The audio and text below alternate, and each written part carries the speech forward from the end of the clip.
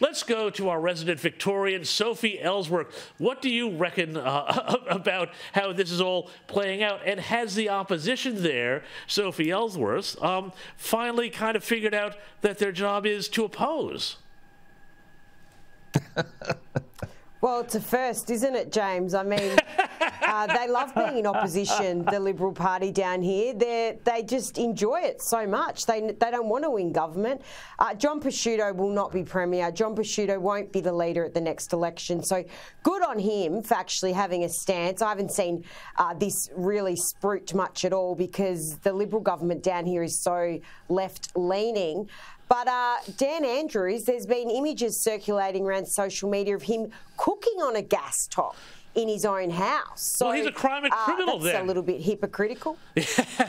Absolutely. But look, I've got gas in my house and I love it. And I think, what a shame. But if the Victorian Liberal opposition are actually taking a stand for once and a point of difference, I think that can be applauded. But I can't see how they'll get into government. I think that's almost impossible the way they carry on down here. Well, Keith Pitt, you've been in government and you've been in opposition. You're in opposition now.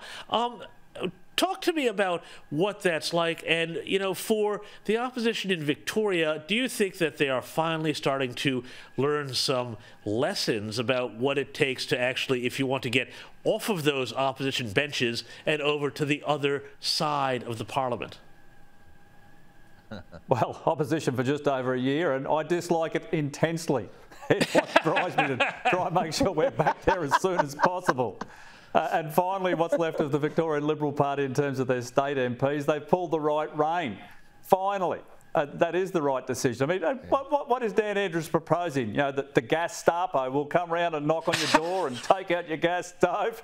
It's just a ludicrous proposition. And once again, it's the government telling you what you can and can't do in your own home. Well, that's the funniest thing, Gary. I mean, when I grew up, you know, the left was always the ones who were saying, get the government out of your bedroom. And now that I'm a grown-up, they want to get the government into my kitchen, into my garage, into just about every other room of the house. And, you know, school. Some I won't even mention. Gary, what's going on here?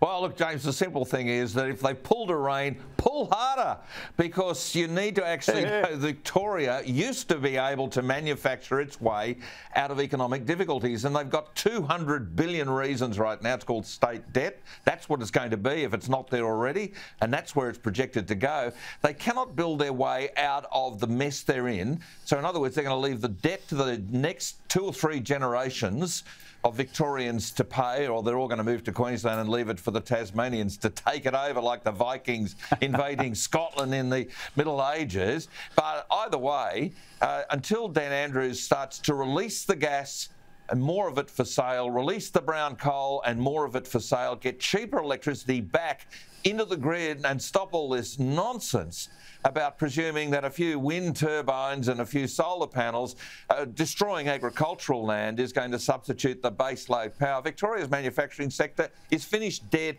and done. It used to be called the Rust Belt state 30 years ago, but now even the rust has gone to sleep and has left the place. The place is a mess, and it's sad because we need a strong Victoria, strong Victorian economy, because Australia does need a strong Victorian economy and we haven't got it. It's a mess. Indeed.